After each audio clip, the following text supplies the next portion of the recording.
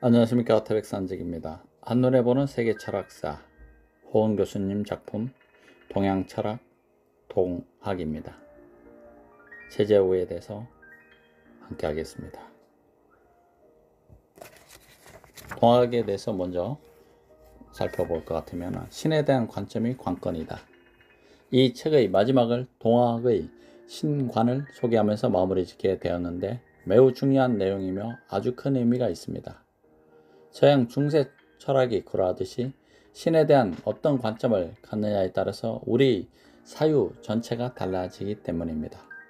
만약에 어떤 사람이 철저한 무신론적 입장이라면 그의 인생관, 인간관, 사유관, 정치철학, 사회철학 등의 어떤 내용을 담게 될까요? 반대로 유신론의 입장이라면 어떤 내용으로 전개될까요? 아마도 무신론과 유신론의 이론적 간극은 매우 클 것입니다. 나아가 유신론의 입장에서도 만사를 주관하는 절대 유일신을 신봉하는 사람과 범신론을 신봉하는 사람의 사유의 차이는 결코 작지 않을 것입니다. 동학의 신관은 서양과는 확연히 다릅니다. 서양의 신관을 극복하고 있으며 서양의 신관과 뜻이 어긋납니다. 이 장에서는 신에 대한 관점, 신관을 중심으로 동학을 살펴보도록 하겠습니다. 왜 동학인가? 동학편 체제우에 대해서 알아보도록 하겠습니다. 체제우는 1824년에 태어나셔서 1864년까지 살았던 인물입니다. 동학의 창시자로서 천교도 일대 교주이십니다. 천도교 일대 교주. 본래 이름은 재선이었으나 득도 후에 어리석은 세상 사람을 건져내겠다는 결심을 담은 제우로 이름을 고쳤습니다. 1860년 4월 결정적인 종교 체험을 한 후 포교 활동을 시작했습니다. 그는 당시 시대 상황을 개벽이 필요한 위기 상황으로 인식하고 서학에 대처하고자 동학을 창시했습니다. 서학에 대처하고자 동학을 창시했다. 동학은 민족 신앙을 비롯해 유교와 불교, 도교가도 융합해서 형성된 종교로 사람이 곧 하늘이라고 주장합니다. 조서로는 동경대전과 용담유사가 있습니다. 체제우의 양력이었습니다. 왜 동학인가? 동학. 첫 번째 이야기, 내 나라로 돌아가 풍류도를 만드니만 못하다. 내 나라로 돌아가 풍류도를 만드니만 못하다. 첫 번째 이야기입니다. 신라 말기의 학자 채치원 857년에서 돌아가신 연도는 확인되지 않습니다. 유, 불교를 포함하는 우리 고유의 사상의 원형을 밝혀낸 매우 중요한 인물은 채치원입니다. 신라 말기에 그는 우리 민족이 유, 불, 도를 모두를 조화롭게 꽃피울 수 있는 자질을 갖추고 있다고 봤습니다. 채치원은 낭낭비 소문, 낭낭에게 지은 걸로 삼국유사에 실려 있습니다. 서문에서 유불, 도가 우리나라에 전래되기 이전부터 조상들이 생활지침으로 삼아온 풍류도에 대해서 언급하면서 그 안에 이미 유, 불, 도의 내용이 포함되어 있다고 주장했습니다. 이 낭낭비 서문은 한국 철학의 자기 정체성을 말해주는 거의 유일한 자료라고 해도 지나치지 않습니다. 여기서 낭낭이 특정인 화랑으로 추정되는 이름인지 아니면 보통 명사인지에 대해서는 학자들 사이의 의견이 다릅니다. 보통 명사라고 주장하는 학자들은 한 개인의 비명에 한 나라의 사상이나 성격을 담을 이유가 어디에 있겠냐는 의문을 품습니다. 그래서 낭낭을 특정 인물이 아니라 화랑도와 그 이전의 신선도를 동시에 표현하기 위한 보통 명사로 봅니다. 채치원은 중국의 유, 불, 도, 상교를 배우기 위해서 12살 때 중국으로 건너가지만은 28살 때 신라로 되돌아오면서 차라리 내 나라로 돌아가 풍류도를 하느니만 못하다라고 말합니다. 그는 우리 민족의 구도적 자질을 오히려 당시 신라에서 발견했습니다. 신라의 모든 성씨마다 석가의 종적에 참여하고 임금과 같이 귀한 분이 삭발하기도 했다. 이는 하늘이 환하게 중국을 돌아보고 바다로 이끌어 동쪽으로 흐르게 한 것이니 군자들이 사는 곳에 부처의 진리가 날로 깊어지고 또 깊어질 것이다. 또한 이렇게 말합니다. 빛이 왕성하고 또 충실하여 온 누리를 빛나게 하는 것으로 새벽 태양보다 고른 것이 없고 기온이 온화하고 활약하여 만물의 힘씀에 미도움이 있는 것은 봄바람보다 넓은 것은 없다. 이 위대한 바람과 떠오른 태양은 모두 동방에서 나오는 것이다. 수은 최재우 1824년에서 1864년 먼 조상이 바로 제치원입니다. 최재우는 경주에 태어나 어지러운 세상을 건질 진리를 찾아 구도의 길에 나섭니다. 31살에 울산의 한 초당에서 어떤 알 수 없는 도인으로부터 을묘천서라는 책을 봤는데 을묘천서, 유불선을 포함한 어떤 글에서도 찾아볼 수 없는 새로운 내용이 들어 있었다고 합니다.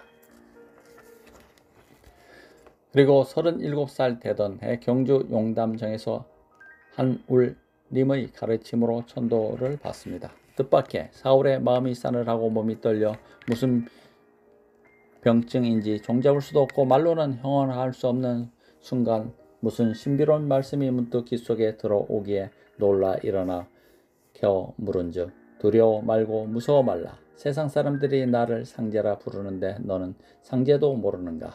그 까닭을 물으니 상제께서 말씀하시기를 나 역시 일한 보람이 없으므로 너를 세상에 보내어 사람들에게 이 진리를 가르치려고 한다. 이어서 너에게 무궁무진한 도를 미치게 하노니 이를 닦고 다듬어서 끈을 지어 사람을 가르치고 그 법을 바르게 하여 덕을 펴면은 너로 하여금 장생하여 천하에 빛나게 하리라. 라는 계시를 받습니다. 이로써 재창된 종교가 바로 동학입니다. 두 번째 논제. 서양의 도는 우리 도와 비슷하면서 서로 다르다. 서양의 도는 우리 도와 비슷하면서도 다르다. 우선 낭낭비 서문을 보겠습니다. 우리나라에는 현묘, 깊고 오묘한 도가 있으니 이를 풍류라고 한다. 삼교의 근원이 선사에 자세히 나와 있으니 이 풍류 사상은 유교, 불교와 도교를 포함하고 군생을 접화한 것이다. 가정에서 부모에게 효도를 다하고 나라에 충성을 다하는 것은 공자의 가르침과 같으며 모든 일을 순리에 따라 묵묵히 실행하는 것은 노자의 가르침과 같고 악한 행동을 아니하고 착한 행실만을 신봉하면서 열심히 살아가는 것은 석가모니의 가르침과 같다. 핵심은 유불교가 전란되기 이전부터 우리 조상들의 삶에 이미 유불도의 정신이 있었다는 것입니다. 원문에 구규, 현묘, 지도, 왈, 풍류라고 하는데 왈은 이전부터 있던 것을 직접 인용하는 경우에 사용하는 말입니다. 아주 놀랍습니다. 이것을 어떻게 이해하고 해석해야 할지 두고 학자들 사이에 의견이 분분합니다. 또한 서문에서는 유불도, 조화의 정신도 엿보입니다. 유교의 덕목인 효와 충이 강조되고 도가의 무위의 가르침도 나옵니다. 이러한 상교의 근원이 선사에 자세히 나와 있다라고 하는데 안타깝게도 이 책은 전하지 않습니다. 여기서 유심히 보아야 할 것은 풍류도가 삼교를 종합한다고 하지 않고 풍류도 가운데 유불도가 다 포함되어 있다는 사실입니다. 즉 풍류도가 삼교를 종합한 그 이상의 무엇을 가지고 있다는 것입니다. 그래서 어떤 학자는 포함이라는 낱말을 쓰지 않고 포함을 쓴 사실에 주목하기도 합니다. 포함은 밖으로부터 널리 함께 넣어 싼다는 포용이라는 단어입니다. 포함은 이미 그 속에 들어있다는 뜻입니다. 그러므로 위의 신뢰 포함 3교를 근본적으로 상교의 사상을 이미 자체 내 지니고 있다는 뜻으로 번역하는 것이 옳다고 주장하고 있습니다. 아무튼 낭낭비 서문을 통해서 신라인들이 유불도 사상을 이미 일상생활에서 융해시키면서 산다는 사실을 확인할 수 있습니다. 당시 신라인들은 어떤 특정한 종교나 사상에 치우쳐서 다른 종교나 사상을 비판하는 일이 없었습니다. 나아가 온 세상 만물과도 조화로운 관계를 모색했습니다. 위에 군생을 접화한 것이라는 말은 만물과 만나면서 조화된다는 뜻입니다. 이러한 풍류도 정신을 계승하고 재현한 것이 바로 동학입니다. 동학 역시 기존의 사상을 두루 포함하고 있으면서도 그저 포함만 한 것은 아닙니다. 무생명을 살리고자 하는, 즉 접하군생하고자 하는 뚜렷한 목적의식을 가지고 출발했습니다. 동학의 2대 교주 최시영은 미세한 생명도 함부로 다뤄서는 안 된다 라고 말합니다. 동학은 1860년 철종 11년에 유불선 3교 합의를 법양하면서 창도됩니다. 천도교 창건사에는 이런 말이 나옵니다. 최재호가 창건한 동학을 제3대 교주인 손병희가 천도교로 개칭한다. 오도, 나의 도는 원래 유도 아니고 불도 아니고 선도 아니다. 오도는 유불선 합의리니 곧 천도는 유불선이 아니로되 유불선은 천도의 한 부분이니라. 그런데 혹시 동학이라고 부르게 된 까닭을 알고 있습니까? 흔히 서학 천주교에 대항해서 동학이라고 한 것으로 알려져 있습니다. 동학을 글자 그대로만 하면은 동양의 학문, 조선의 학문이라는 뜻입니다. 그러나 학자에 따라서는 우리 민족을 동이, 우리나라를 동국, 우리나라의 의학을 동의라고 할 때의 동을 의미한다고 보기도 합니다. 아무튼 이름에서 알 수 있듯이 동학은 우리 민족 고유의 경천 사상을 바탕으로 하고 있습니다. 하늘을 경외, 경천하는 삶이란 하늘을 닮아 사람들과 서로 사랑하면서 살아가는 것입니다. 동학에서 믿는 대상인 신을 한울림이라고 하는데, 한은 한민족 전통 관념인 한을 뜻합니다. 한은 원래 하늘의 준말로 가장 높은 위치의 개념으로 쓰입니다. 우리나라 이름이 한이며 삼한, 마한, 진한, 변한, 국명이 모두 한이었으며 한강, 할아버지, 한아버지, 변음, 한마루, 더 등이 모두 한에서 기인한 말입니다. 울은 우리를 뜻하는 동시에 무궁무진한 우주의 의미입니다. 님은 종칭으로 신을 인격화한 것입니다. 그러니까 한울림은 우리 민족이 옛부터 불러온 신에 대한 고유 명사라고 할 수 있습니다. 동학에서는 하느님, 상제, 천을 거의 같은 뜻으로 씁니다. 우리말로는 한날림, 하느님, 한울림 등으로 한자로는 천주, 상제로 씁니다. 동학에서는 시천주, 즉 천주를 모시라 라는 교시를 강조합니다. 이는 하느님을 믿고 하느님과 한 몸이다 하느님의 뜻을 잊지 말라는 것입니다. 천주만 믿으면 천주와 하나가 될 수 있다는 동학의 이러한 주장은 서학 천주교와 사뭇 다릅니다. 그래서 최재우는 서학에서 말하는 천주도 하느님을 뜻한다. 하지만 서양의 도는 우리 도와 비슷하면서 서로 다르다라고 말합니다. 최재우는 시천주의 시에 대해서 시라는 것은 안에 신령이 있고 밖에 기화가 있어 온 세상 사람이 각각 알아서 옮기지 못하는 것이다 라고 말합니다. 이 말을 동학의 2대 교주 해월 최시영 1827년에서 1898년, 내유신령은 처음 세상에 태어날 때 갓난 아기 마음이요 외유기화는 아기를 잉태할 때 이치와 기운이 바탕에 응하여 몸을 이룬 것이라고 풀이했습니다. 그러니까 사람의 육신은 한울림의 기운이 어머니의 태안의 털을 잡는 데서부터 이루어지며 그 육신 속에 한울림이 와서 산다는 뜻입니다. 그래서 최재호는 나는 도시 믿지 말고 한울림을 믿으셔라. 내 몸에 모셨으니 작은 치원 가까운 것을 버리고 먼 것을 취함 하단 말가 라고 합니다. 이 한울림을 밖에서 찾지 말고 내 마음 안에 모시고 있음을 알고 섬기라고 합니다. 그리고 마지막 구절, 세상 사람이 각각 알아서 옮기지 못함은 여러 가지로 해석할 수 있지만 알미 없이는 한울림을 모실 수가 없으니 세상 사람들이 각기 알아서 체험으로 모셔야 한다는 뜻으로 보입니다. 이렇듯 사람은 누구나 하느님과 하나가 될 수 있으며 무궁한 존재가 될 수 있다는 것은 동학의 독특한 인간관입니다. 다음 논제는 신은 한 가지 방식으로만 삶에 나타나지 않는다. 신은 한 가지 방식으로만 삶에 나타나지 않는다. 인간의 존엄성을 강조한 시천주 사상은 사람이 곧 하늘이라는 인내천 사상으로 발전했습니다. 내 마음이 곧 너의 마음이니라. 사람이 어찌 이를 알리오? 천지는 알고 귀신은 모르니 귀신이라는 것은 나 하늘님이라. 하늘님 마음이 곧 사람의 마음입니다. 서양의 신관에서는 신과 인간의 창조주와 피조물의 관계지만 동학에서는 대립이 아닌 일체, 신인 일체, 신인 합일입니다. 최재훈은 하느님이 우리 인간과도 가깝기도 하고 멀기도 하다는 것을 입증하려고 애를 썼습니다. 천지의 음양, 시판 후에 백천만물 화에 나서 지우 자금수요 전령자 사람이라. 천상의 상제님이 옥경대 계시다고 보는 듯이 말을 하니 음양이치 고사하고 호모지설 아닐런가. 한나라 무고사 무술로 남을 저주한 것이 발각되어 그와 연루된 사람들이 처형되는 일. 아동방 전에 와서 집집이 위한 것이 명생마다 귀신일세. 이런 지각 구경하소. 천지 역시 귀신이요 귀신 역시 음양인 줄 이같이 몰랐으니 경전 살펴 못하며 도와 덕을 몰랐으니 현인군자 어찌 알리. 용담유세에 나오는 이야기입니다. 우습다. 저 사람은 저희 부모 죽은 후에 신도 없다 이름하고 동병대전에 나오는 말입니다.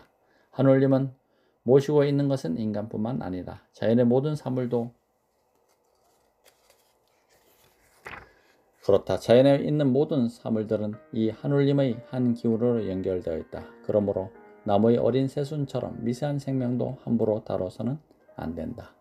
최시영 말씀입니다. 이렇게 동학은 초월적 유일신이 바깥 세상에 따로 존재한다고 보는 신관을 부정합니다. 나아가 유일신을 제외한 나머지는 잡신이라고 생각도 잘못이라고 생각합니다. 이렇게 보면 동학의 신관은 일신론이 아니고 범신론도 아닙니다. 동학의 신은 기존의 신관으로는 이해하기 어려운 초자연적인 존재입니다. 그러나 서양 중세 철학을 공부하면서도 보았지만 원래 신은 인간이 개념화해서 말하기 어려운 존재입니다. 심오한 전통에서는 절대자는 말로 표현되거나 말로 생각될 수 없다라고 여깁니다.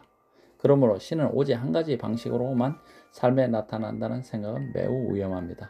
서양 속담에도 우리가 범속함과 심오함 모두에서 신을 보지 못한다면 이야기의 반을 놓치고 있다고 합니다. 신성한 존재는 모든 것에 존재한다고 합니다. 이처럼 동학의 신관은 신의 초월성과 내재성이란 양극의 모순을 극복하는 변증법적 논리를 띠고 있습니다.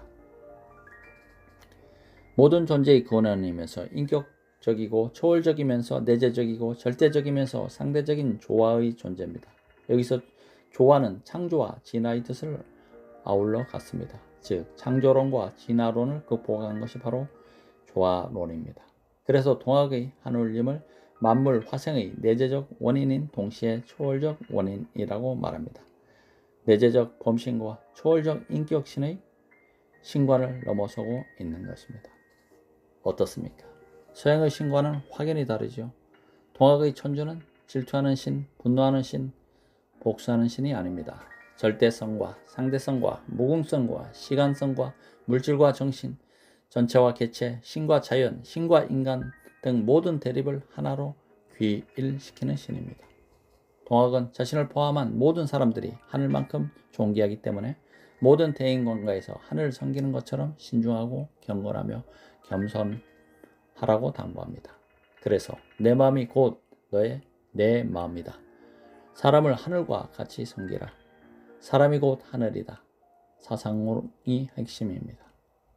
잡지 개벽사를 만들고 널리 천도교 교리를 전파한 이돈화는 인내천 사상의 의의를 다음과 같이 설명했습니다. 이돈화 인내천 사상. 인내천을 간단한 한마디로 그 요령을 들라 하면은 우리는 이것을 인간격 중심주의라고 할 수 있다. 인간격이라는 것은 우주의 모든 격세에서 가장 완벽한 완전한 격을 이루는 것이다. 곧 인간격은 우주격을 대표하는 최고의 격이라는 것이다. 원래 우주는 절대 유일의 격으로 볼 수 있으나 그 유일의 격은 우주 자체의 무위이화의 법칙에 의하여 천차만별의 격을 이루어 놓았다. 성운에는 성운의 격, 태양에는 태양의 격, 물질에는 물질의 격, 식물에는 식물의 격, 동물에는 동물의 격으로 나타났다. 우주의 격은 이와 같이 진화, 향상하면서 최종으로 인간 격이라는 격을 이루어 놓은 것이다. 이처럼 원리상으로 볼 때 천지 만물은 모두 하늘의 표현입니다. 그리고 그 중에서 인간이 진화의 가장 선두에 있습니다. 바꿔 말하면 인간이 전체 생명인 하늘님에게서 개체화된 생명인 이상 하늘님과 인간은 본질상 동일하다고 본 것이 동학사상입니다. 동학사상에 대해서 질의응답 시간입니다. 첫 번째 질문사항, 동학은 변증법적인 논리를 펼친다는 것인데 구체적으로 인식론이 궁금합니다. 답변사항, 서양의 철학과 신학은 이원론에 머물지만 동양의 철학과 신학은 반대일치의 논리를 따릅니다. 반대일치란 다르면서 같다는 뜻입니다. 즉 모순된 상대가 궁극 우주 전일적 원리에서 일치된다는 것입니다. 동학의 언어로 표현하면 우리 삶의 여러 사태는 불연이면서 기연이고 기연이면서 불연이다. 불연기연이란 체제의 동경대전에 나오는 말로 직역하면 그렇지도 않기도 하고 그렇기도 하다는 뜻입니다. 체제는 이러한 논리로서 숨겨진 질서와 드러난 질서 사이의 관계를 인식하고 나아가 이미 드러난 질서에 대한 탐색을 하고자 합니다. 여기서 숨겨진 질서란 보이지 않는 근원적 질서를 말하며 이미 드러난 질서는 가시적인 물질 세계에 이러저러한 여러 쌍의 양극 사이 관계 논리를 말합니다. 그래서 동학의 인식론을 불연기연이라고 합니다. 이런 논리로 사회규범은 물론이고 자연현상 혹은 일상적으로 접하는 현상의 궁극적 실제가 무엇인지 설명합니다. 최재호는 이 같은 헤아림이요, 기연한 쪽을 보면 기연이고 기연한 것 같으나 불연한 쪽으로 생각하면 불연하고 불연하다 라고 말하고 있습니다. 동학 사상이었습니다. 한눈에 보는 세계 철학사 대단원의 막을 내립니다. 에필로그입니다. 영원한 철학을 향해서. 에필로그, 영원한 철학을 향해서. 동양 철학과 서양 철학의 차이. 동양 철학은 서양 철학과 다릅니다. 서양 철학은 순수 정신과 순수 물질, 형상과 진료, 유와 무, 선과 악 따위의 이원론을 바탕으로 합니다. 반면에 동양 철학은 이원적 규정과 분별을 하나하나 덜어가는 도를 추구합니다. 또한 서양 철학에서는 인간의 삶에 근본적인 한계가 있다고 생각하지만 동양 철학에서는 인간의 삶에 절대적 한계가 있다고 생각하지 않습니다. 오히려 깨달음을 통해서 신적 지혜를 얻을 수 있다고 생각했습니다. 그런 사람이 성인이고 붓다이며 지인입니다. 바로 겉으로 보기에는 동양 철학에서는 서양 철학과 같은 정교하고 치밀한 논리 전개는 없지만 수행을 통해 깨달음을 얻은 이의 진리관이 잘 나타나 있습니다. 또 그러한 진리관과 사유 방식은 우리 몸과 마음에 배어 있습니다. 동양과 서양은 자연을 이해하는데 태도에서도 커다란 차이를 보입니다. 동양은 자연과 인간을 하나로 봅니다. 이것을 유기체적 사유라고 합니다. 서양은 그 둘을 따로 떼어놓고 봅니다. 기계론적 사고입니다. 유기체적 사유와 기계론적 사고. 아마도 여러분은 가장 자연스러운 것이라는 말을 들으면 더 이상 덧붙일 수 없는 가장 좋은 것이라는 이미지가 떠오를 것입니다. 하지만 서양은 다릅니다. 서양에서의 자연은 다듬어지지 않은 미개한 것, 원시적인 것이라는 뜻을 가지고 있습니다. 그래서 자연은 정복의 대상, 이용의 대상일 뿐입니다. 그렇다면 자연을 가장 완전한 것으로 생각한 동양에서 자연 밖의 다른 세계를 설정할 필요가 있을까요? 물론 없습니다. 그래서 동양에서는 사람이 죽으면 다시 자연으로 돌아간다고 생각해서 돌아가셨다고 표현합니다. 성인이나 붓다, 신선도 죽어서 되는 것이 아니라 살아있을 때 되는 것입니다. 그런데 서양은 자연이 극복의 대상이기 때문에 자연을 우리와 분리된 객관적 대상으로 바라봅니다. 종교 역시 마찬가지여서 서양의 대부분의 종교들은 내세의 더 없는 행복을 강조하고 있습니다. 이러한 관점의 차이는 일찌감치 나타납니다. 서양 철학에서는 아리스토텔레스의 모순율, 참은 참이면서 거짓일 수는 없다는 논리와 배중률, 참이나 거짓이어야 한다는 논리는 모든 분야의 지배적인 논리가 됩니다. 서양 철학에서 아리스토텔레스의 모순율, 참은 참이면서 거짓일 수는 없다, 모순율, 배중률, 참이나 거짓이어야 한다는 논리, 배중률. 그리고 플라톤의 국가에서 시인을 추방하려고 합니다. 시인들이 역설적인 표현이나 모순 어법을 자주 구사하기 때문입니다. 서로 앞뒤가 맞지 않은 말, 즉 모순되는 말을 함께 사용하면 안 된다는 것입니다. 그래서 이것이 진리를 왜곡하고 사람을 타락시킨다고 비판합니다. 무신론적 실존주의자 사르트르스가 신은 존재하지 않는다고 본 까닭도 마찬가지입니다. 다른 이유도 있지만 만약 신이 존재한다면 즉자 혹은 대자의 형태로 존재해야 하는데 신은 그 어떤 형태로도 존재할 수 없기 때문입니다. 신은 사물도 아니고 사람일 수도 없습니다. 신은 이것도 저것도 아니기에 존재할 수 없다고 한 것입니다.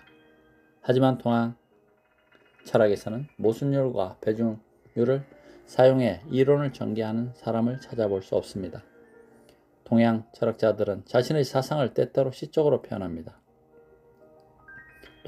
또한 동학에서의 신은 직자, 대자를 모두 포함하는 형태, 즉 만물과 인간 속에 있습니다. 인내천, 불교 역시 모든 중생이 부처라고 합니다. 미국의 인류학자 베이터슨에게 노벨상을 안겨준 이중 구속론 역시 그렇습니다. 상반되는 메시지가 동시에 전달되는 것이 이중 구속입니다. 그는 역설이 우리 생활의 여러 곳에서 사용되고 있다고 합니다. 흔히 벌을 주면서 이것을 벌이라고 생각하지 말라고 얘기합니다. 내가 알아서 좀 해라 라는 말의 진짜 속뜻은 내 마음대로 하지마가 아닌가요?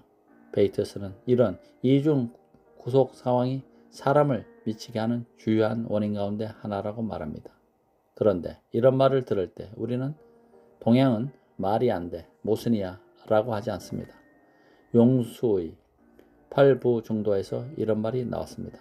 진리의 본체에서 봤을 때 모든 사물은 동일한 것이므로, 진리의 본체에서 봤을 때 모든 사물은 동일한 것이므로 하나이며 동시에 다른 것이다 라고. 물과 얼음은 같은가요? 다른가요? 물론 같기도 하고 다르기도 한 것입니다. 만약 서양 철학이 이런 식으로 계속 이원론을 고집한다면 특수와 보편, 개별자와 형상의 문제와 같은 철학의 오랜 난제를 해결하기가 쉽지 않을 것입니다. 예컨대 서양 의학은 병과 약을 대립과 투쟁의 관계로 봤습니다. 이런 관점에서라면 병의 원인인 바이러스를 퇴치할 약이 개발되면 병이 사라져야 합니다. 그런데 실제로는 그 약을 능가하는 새로운 바이러스가 나타나곤 합니다. 약 자체가 병을 계속 만들어가는 것입니다. 약이 곧 병입니다. 현대 물리학에서는 빛이 입자이면서 동시에 파장이라고 합니다. 양자 물리학자들은 관찰자가 관찰 대상이라고 말합니다. 그래서 최근 서양의 현대 철학은 동양 철학을 뒤따라 오는 모습을 보여주기도 합니다. 일례로 불교의 유식은 현대의 심층 심리학과 크게 다르지 않으며 오히려 현대의 심리학보다 인간의 존재와 인식작용에 대한 더욱더 정교한 체계와 내용을 담고 있습니다. 유식학은 거의 2000년 전에 유가 행파, 대승불교의 한 학파의 깊은 명상적 체험을 통해 축적되고 만들어진 것입니다. 20세기 서양 철학자들은 이구동성으로 서구식 사고 형식의 정당성을 문제 삼습니다. 자크 데리다는 전통적인 서양식 사고를 비판합니다. 미셸 푸코와 질 둘레즈 같은 포스트 구조주의자들은 근대적인 세계인식의 기본적인 방법 자체를 의심하고 뒤엎으려고 시도합니다. 즉 반인간 중심, 반소구 중심의 반이중성 중심입니다. 그리고 일찍이 하이데거의 현존재, 다자인은 주체와 객체를 구별하지 않습니다. 니체는 신과 인간의 간격을 넓혀 놓은 것은 사도 바울이며 실제 예수는 신과 인간의 간격을 제거하려고 했다고 주장합니다. 예수는 신인 하빌의 내면적 생을 최후까지 실천했다고 말합니다. 예수는 신인 하빌, 내면적 생을 최후까지 실천했다. 다음 논제는 철학적 명상을 하려면 메타주의가 필요하다. 철학적 명상을 하려면 메타주의가 필요하다. 현대인들은 요즘 세상에 철학이 꼭 필요할까라고 묻습니다. 본래 철학은 인간과 밀접한 학문임에도 일상생활로부터 동떨어진 얘기에 불과하다고 말하는 사람이 많습니다. 하지만 그저 동물처럼 본능적인 삶을 사는 것이 아니라면 우리에게 철학은 꼭 필요합니다. 아무런 생각이 없이 사는 것처럼 보이는 사람들에게 우리는 흔히 그 사람 철학이 뭐야? 라고 묻습니다. 특히 사회적으로 높은 신분이나 지위에 있는 사람들이 자신의 철학, 통치철학, 경영철학, 교육철학 등 철학 없이 사는 사람들을 이끈다면 문제가 됩니다. 내가 누군가에게 당신은 철학이 없어 라는 말을 듣는다면 나에게는 뭔가 삶의 핵심이 빠져 있는 것입니다. 이처럼 철학은 우리 삶의 가장 근본적이며 핵심적인 문제를 다룹니다. 진리, 선, 정의의 문제를 숙고합니다. 보다 근원적으로 나는 누구인가를 성찰합니다. 그런데 철학은 우리가 던지는 질문에 영원히 정답을 주지 않을 것이라고 말하는 사람들이 있습니다. 철학적 의문에 대한 어떤 답도 정답이 아닐 수 있다라고 하며 거꾸로 모든 답이 정답이 될 수도 있다라고 합니다. 그러나 그렇지 않습니다. 철학에는 소위 영적 스승들, 전 세계의 성인, 현자, 사상가들이 공통적으로 채택한 세계관이 있습니다. 이를 영혼의 철학이라고 합니다. 시대와 문화를 초월하여 발간되는 인간 의식과 실제의 본질에 대한 공통적 통찰에 근거한 사상을 일컫습니다. 영속적 철학, 영구적 철학, 만년 철학, 항존 철학, 궁극의 철학으로도 부르는데 그 골자가 동서고금을 막론하고 모든 문화에서 반복적으로 나타나기 때문입니다. 겉으로 드러나는 인간의 모습은 천차만별이지만 거의 모든 사람은 심장 하나, 신장 2개, 뼈 206개를 지니듯이 정신 연력에서도 시공을 초월하는 보편적 사상이 있습니다. 즉, 우리 정신의 심층 구조에는 보편적인 능력이 있어 보편적 진리를 내어놓습니다. 그리고 이 능력은 증명과 증거와 논리와 논과 같은 모든 도구들 너머에 존재하는 더 깊은 직관적 이해에서 나옵니다. 가장 큰 통찰력은 우리가 문제를 놓고 계속 생각할 때가 아니라 자각 상태에 놓여 있을 때 생깁니다. 왜냐하면 중생들이 마음의 생각을 갖게 되면 자아와 인간과 중생과 목숨에 집착하게 되기 때문입니다. 그러므로 진리에 집착해서도 안 되고 진리가 아닌 것에 집착해서도 안 됩니다. 진정한 철학은 명상과 크게 다르지 않습니다. 앞으로 철학 공부에 더욱 정진하면서 참된 각성과 완전한 자각의 상태에 이르기 위해서는 그야말로 삶의 모든 것을 명상으로 이용할 줄 알아야 합니다. 이렇게 철학 명상을 하려면 주의력을 기울여 공부에만 몰두하지 말고 메타주의를 해야 합니다. 메타주의라는 주의 그 자체의 주의를 기울이는 것을 말합니다. 메타주의, 주의 그 자체의 주의를 기울이는 것. 스스로 메타주의로 한눈에 보는 세계 철학사를 모두 마치겠습니다. 감사합니다. 태백산직이었습니다.